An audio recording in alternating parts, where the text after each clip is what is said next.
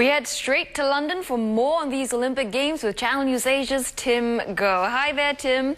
Now, we understand that even though Olympic tickets were sold out, there were still empty seats. So what happened there?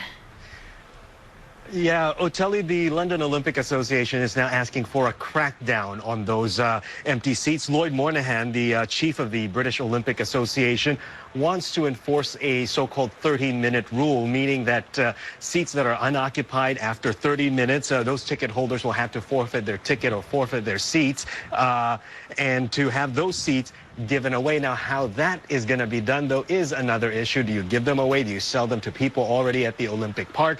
Do you upgrade people sitting way up there and bring them down? That's another issue. Because yesterday, if you pay attention, we saw many rows and sections of empty seats in popular events like beach volleyball, gymnastics, even in swimming. And there's, of course, a lot of controversy, especially because these Olympic Games have been called the People's Olympic Games, and people just couldn't get their hands on those tickets for those popular events. Even family members of those who are competing couldn't get tickets, and only to see empty seats when they watch on the big screen outside the Olympic Park. Let's listen to what this spectator had to say about this issue. The empty seats are disappointing. We were watching on television last evening and I commented on the fact there were loads of seats that weren't filled, and it's a shame that a lot of people like us missed out. Well, the organizing committee issued a statement saying it will look at those seats, who should have been there, who should have been sitting on those empty seats. But it says it is also very likely that those seats were allocated for the sponsors or for different sports officials from many different countries who don't really have the physical ticket. Instead, they have accreditation like these, which means that they can go in and out of the event, which means it will be very hard to keep track of those empty seats because they had access to these venues all day.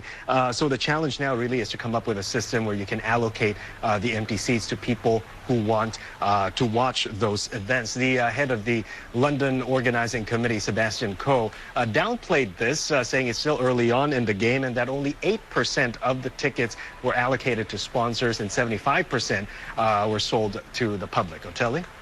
Now, Timo, I want to talk about protests. We've been getting some reports, of these protests. What's that all about? What are you hearing?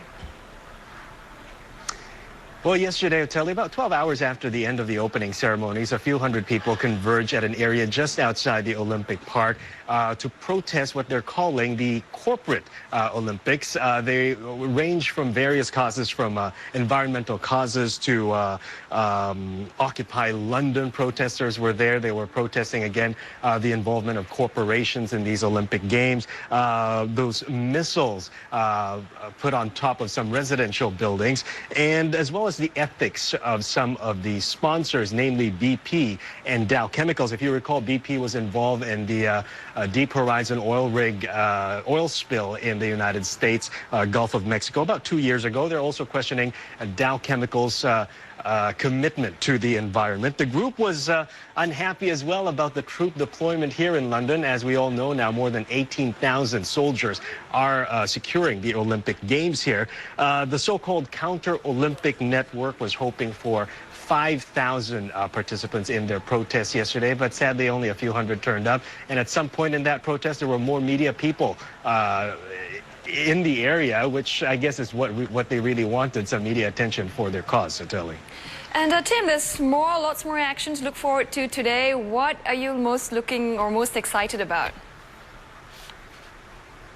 I think, Otelli, by later on today, there will be medals handed out for judo, for swimming, weightlifting, synchronized 3-meter springboard diving, women's road race finals with the focus on British riders. Of course, we know Team Great Britain hasn't won any medal gold yet here in the Olympic Games on day 3. There's also medals for fencing and archery to be given away tonight. As for Singapore's participation, well, table tennis, gymnastics, badminton, and weightlifting. And Singapore's President Tony Tan will be watching Team Singapore compete in those events. Great Britain will also play UAE in another round of football. The U.S. will play France in basketball tonight.